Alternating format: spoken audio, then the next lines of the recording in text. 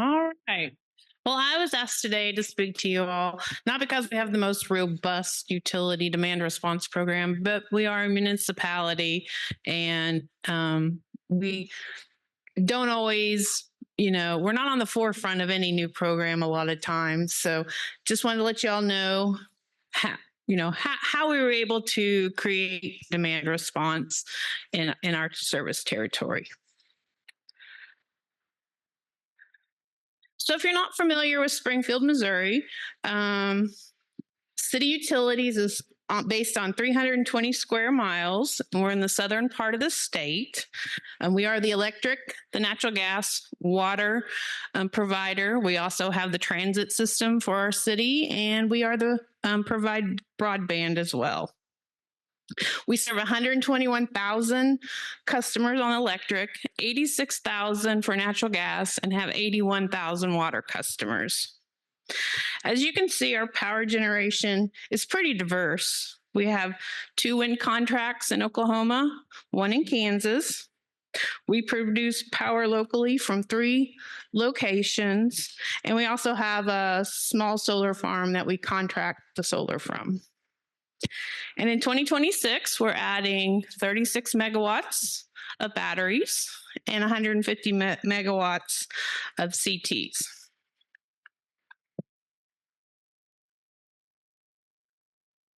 Like I said, I get a lot of questions. How are you all able to get a demand response program started as City Utilities? So it all started back in 2017. We started our first IRP, or Integrated Resource Plan. And an integrated resource plan is what's your 20-year forecast of your electric supply and demand needs with 10 years of recommendations. And as we were completing or working on these IRPs, we always have to make sure that we meet our strategic goals. And that's affordable, reliable, and environmentally responsible. We've heard those words a lot today. So in that 2017 study, it was recommended that we complete a demand side peak study, reduction study. Well, we didn't get that done then. We created another IRP in 2019. You have to do this every 2 to 3 to 4 years. And we used demand response as a generation resource in our 2019 IRP. In 2021, we were able to finally get that potential study done for demand response.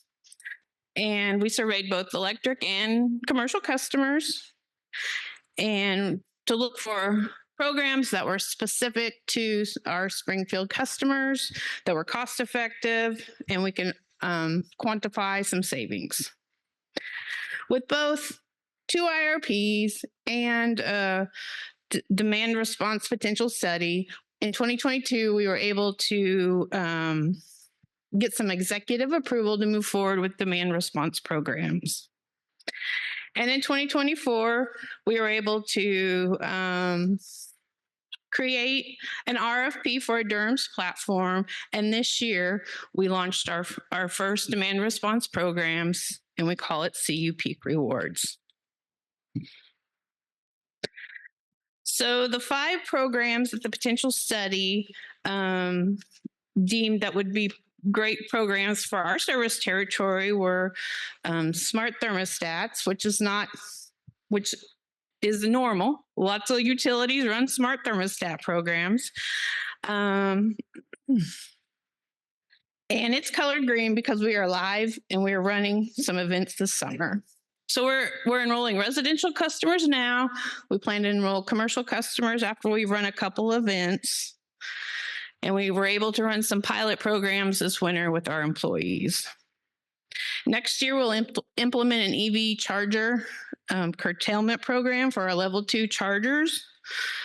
And we're going to identify those customers because we had a residential survey completed just a few months ago where customers would tell us if they owned an EV or not. And then also customers that participate in our EV rebates will get their information and knock on their doors as well.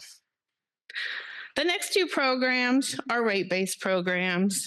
And One is interruptible rates for commercial. We currently don't have a good rate for our electric customers on interruptible rates.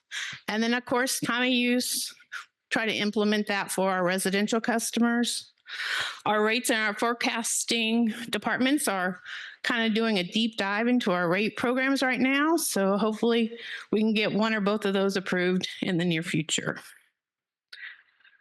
And then the final program that they identified was peak time rebates, where customers voluntarily will do something to help us save energies when we send out the call of action.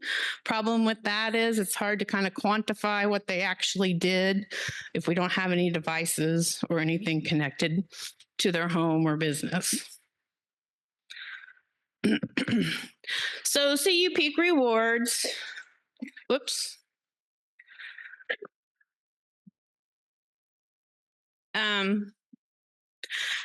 Will assist in, helping our grid be stable during critical times and reduce our rolls when we call our customers for help. Demand response programs can lower the cost of our maintenance and operation if we do not have to build extra generation. And we'll reward our customers by paying them incentives, pay to play, if you will, by participating in our programs. And we'll continue to monitor and integrate new technology and see what works for our customers. So what's next? Knowing that smart thermostat is not a huge impact on our peak load, CU is learning from this program. We have to start somewhere, and this is kind of our let's figure out what's going on program. So we'll continue to research and calculate the actual load shift and savings potential during these peak events. We'll transition towards higher impact grid balancing programs by serving as an aggravator or contact with one for commercial and industrial customers. We'll actively participate in SPP working groups as they're finalizing their planning reserve margin, and of course, definitely on the demand response specifications.